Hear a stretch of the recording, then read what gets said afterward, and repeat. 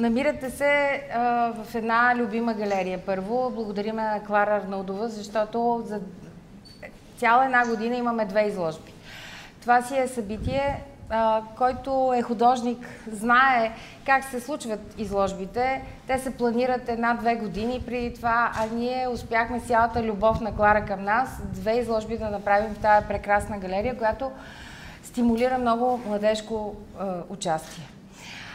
За което безкрайно благодариме, Клара. И това са пластики, които са правени в завод Идеал Стандарт. Ние ходиме 12 години вече да стажуваме в този завод. И за мен 2 са институциите, които в моя живот са показали ниво на случване. Тоест 2 институции, които са работещи. Едната е Нов български университет, другата е завод Идеал Стандарт. Завод Идеал Стандарт,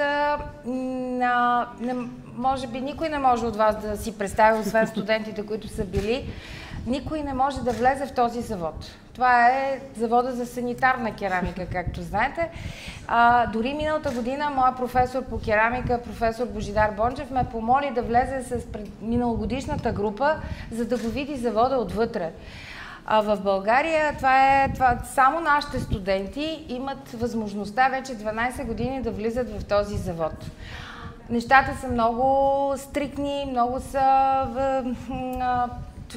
мисля, че американци преди това държаха завода, сега са немци, германци, по-скоро, да, казвам по-правилно. И още по-жестока е дисциплината, но български е директора. Валентин Ганев, който за 12-та година вече дава шанс на нашите студенти да участват и да стажуват там.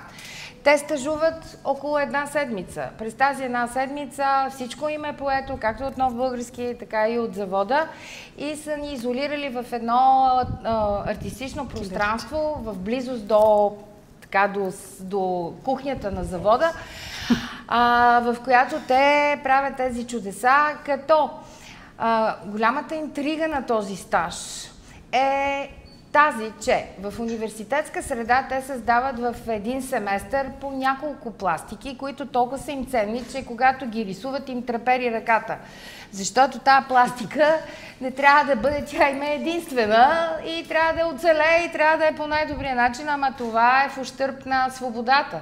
Затова, отивайки в стажа, всичките тези пластики в огромни количества, тези санитарни предмети им се дават в количества, с цели вагонетки им се доставят. И те могат да рисуват свободно, дори да се лигавят върху тях и да си измислят теми, да си жонглират образи и така нататък. Това е велико. И когато се върнат в ателиетата, ръката вече не им трепери. Така е стартирал този стаж с идеята те да могат свободно да декорират и рисуват върху керамични пластики. Много е различно. Керамичната пластика респектира. Едно е да рисуваш върху лист хартия, друго е върху форма. И затова така беше заложен този стаж, те да освобождават рисунката си върху керамична форма. След което вече, това са 12 години, се случи един уникален генезис на творчеството им, защото те, освен рисунката на им вече беше достатъчна, започнаха да режат, разфасоват, деструктивират, да дерат, за това дране и за това много тежка трансформация спомогна много Методи Попов, който е един от преподавателите, които ходят в стажи, мой съпруг, нали? За съжаление или не, това е за радост на студентите, за мен понякога е за съжаление, колкото и да го обичам, но когато се скараме вкъщи, той каза, няма да ходя повече на лекции, няма да ходя повече на работа, и тогава, ако е чуж човека, ще му скръцнеш с зъби и ще дойде, ама за това, но пък студентите... те могат да си го изрежат, но студентите... Но за студентите е бонус огромен, защото първо за мен той е един от най-големите керамици и художници в България. И той направи най-голямата трансформация на тези пластики. Някои от тях са до вас отстрани и тези отзад, които са много малка част от това, което той деструктивира. Дори Максим, ето го с шапката, той направи по подобна работа с дране, което Методи въведе като технология в обработката. Ето тази маска, която е отзад с отворената уста, виждате, пред витрината. И за мен тази трансформация почти дори изчезва препратката с санитарната керамика. Е много различно от всичко, което сме правили в завода и е много различна посока. Това е, може би, финала на цялата този генезис на деструкция, която ние сме вкарали в визията на работите ни. Това е един сложен процес, един дългосрочен процес и този випуск точно стигнаха до тази крайна деформация. Разбира се, виждате неща, които са абсолютно декорирани, така както са всичките тези пластики, които са около тази централна колона. И те са точно такава класическа декорация, артистична, разбира се, която се прави с абсолютно класически глазури, защото винаги ни питат клиентите или хората, които ги харесват, искат да си купат това отгоре акрил ли е, може ли да падне. Това са наистина бои, които са много типични за този градус, който се пече 1170 в завода и те издържат на този висок градус. Тези работи, които виждате, са вечни. Те могат да издържат на всякаква механична обработка или както прецените, може да ги ползвате. Също така могат да бъдат инсталирани. На моята дъщеря в дома и сме инсталирали 2 тоалетнични. Искам да ви кажа, че когато идват гости и не искат да излязат от тоалетните. И това нещо се разбира само когато се инсталира. Те стават приказни. Инсталираните са приказни. Затова, който може да си позволи да купи нещо, което е от галерията, ще е велико, защото те стават за инсталиране и ще бъдат огромен център в цялата среда интериорна.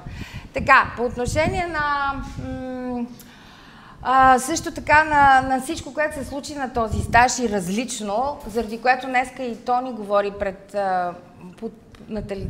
по време на интервюто за Култура БГ, което интервю ще се излъчи във вторник. Може да го гледате и да си го запишете. Говорихме и за темите, които студентите си ги слагат дори на майтап, като например телевизора, който Тони предложи, и няколко телевизора имат в изложбеното пространство. Те упражняват много рисунката си, също така концептуалното си мислене, което е страхотно. Изложбата стана много нежна и чувствителна, въпреки че става въпрос за тежки и много мащабни форми и форми, с които ние живееме в бита, но за мен това са много мислени, много специални работи, много естетски. И една от великите и прекрасни изложби, които направихме за една година, те близо 10 вече са, наброяват, заедно с дипломниците, заедно с годишната изложба, която в момента предстои на 1 юли, заповядайте. В момента тече една изложба на Михаела Недева с рисунки. Къде е Михаела? Ето, да. Отделно има една изложба прекрасна, тя е в галерия Арт 158, заповядайте до синагогата. Една изложба има на Лора Нестерова, прекрасен дипломант, която е в Харта. Преди това завършиха също няколко невероятни дипломанти. Въобще е една школа, с която ние много се гордееме. Мисля, че и те се гордеят и обожават това пространство в Нов български университет. И те самите усещат, че това е една от най-силните школи в България за керамика. Давам думата на човека, който е другия преподавател в ателиетата по керамика и не само във всички стажове, на всички места, които ние отиваме и водиме студентите. Аз и Виолета Заранкова, мой асистент. И за методи разбрахте вече. Също така съвсем отскоро преподавател в момента и студент е Даниела Боянова, която е магистър, но и също така има тя е хоноруван преподавател и води някои от бакалавърските курсове. Ако желаят и те могат да кажат няколко думи за това какво се получи тук днес и методи, както и студентите. Благодаря ви.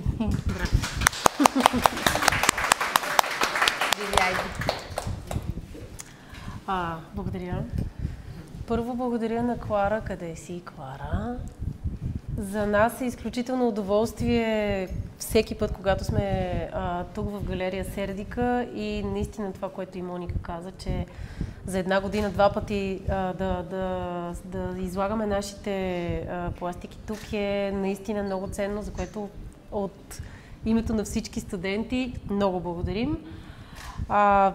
Аз може би много набързо така ще кажа, че за мен този стаж беше изключително успешен, точно защото студентите много бързо и много лесно се освободиха от предразсъдъка на санитарния фаянс и много бързо и абсолютно неусетно превърнаха творческия процес в една игра, нещо, което обикновено правим всички заедно в ателиетата по керамика в университета. Но тъй като времето на стажа е ограничено, нали, то е само 5 дни, от които реално за работа имаме 4, грубо казано, или 3,5, 4. Затова... време се храни. Да, защото така имаме нужда. Въпреки това време, те наистина много бързо успяха да се свържат с материала и да сътворят тези прекрасни неща. По време на създаването им няма как да се усети тази магия наистина, защото предстои изпичане, което не се случва в момента на създаване, тъй като минава известно време, докато тези пластики се изпекат. След това ние не ги виждаме, защото те са в Севлиево, не са в София, т.е. момента на очакване е абсолютно, как се казва, нетърпеливи сме всички, докато ги видим, но момента, в който пък тези работи застанат в галерийна среда, ние наистина можем да видим тяхната красота и наистина колко е успешен този стаж. Така че благодарността към всички студенти, които участваха тази година и наистина направиха тези невероятни работи. Благодаря ви. Браво! Само още да кажа, че тези пластики, когато излязат от пещите на завода, първо се показва за заводската среда в централни пространства, за да ги видят работниците на завода. Защото за тях е цяло чудо, те изпичат само бели изделия, предимно 90% бели изделия. И за тях тези бели изделия да станат цветни, да приемат друг образ е чудо. Седат около един месец, след което те се връщат, после пък университета трябва да ги види и в университета част от тях чак следва за първа година, не, това е вече втора година за тези 12 години, в които ние излизаме извън университетската среда и извън завода. Първата изложба е била в индустриална, зад вас са едни цветни, виждате, маски, които са на Методи Попов и те са били направени на едни от първите ни стажове в завод Идеал Стандарт, като всичко останало е правено тази година и пак искам да ви кажа, че това не е пълният състав на пластиките, ами около 80% от всичко създадено, което е много за тези 4 дни. Те работят по 12 часа на ден. Дори не искат и да излизат. Това... съседния санитарен магазин. Молиме охраната и директора да ни оставят всеки ден поне по още 3-4 часа. Те не го усещат времето. Къртовска работа. И също така, нещо щях да кажа, но ми излезе от главата. Но това е. Дани, ако иска сега да каже нещо, другия асистент... Дани е зверски рисувач. Значи, това е нейно единия капак също. Да, единият тубус отзад с подобно на ваденги, едно са инкрустирани на този бутуш за мивка. Тя, ако нещо показва на студентите, високо ниво рисунка и то съвременна рисунка. Ако тя иска нещо да каже за нивото в момента, което виждате и за различността от предходните години. Това, освен различността в изделията от предходните години, също беше най-спокойният стаж, на който съм присъствала до сега, също искам да подчертая, което се дължи на малкия брой студенти в сравнение с предишни стажове, на които аз съм присъствала. Но, въпреки тази малка бройка, качеството пък на пластиките изкарани е доста по-високо от предходни години, защото сме един доста по-затворен и тесен кръг. И точно както споменах Моника и Виви по-рано, имаме възможността сборно да си обсъждаме идеите и какво точно искаме да направим с нещата ни. И за което си благодаря на колегите ми седи.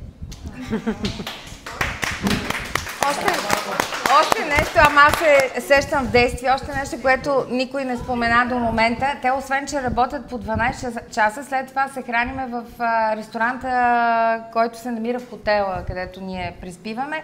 И там, докато си говориме и храниме, те пак рисуват.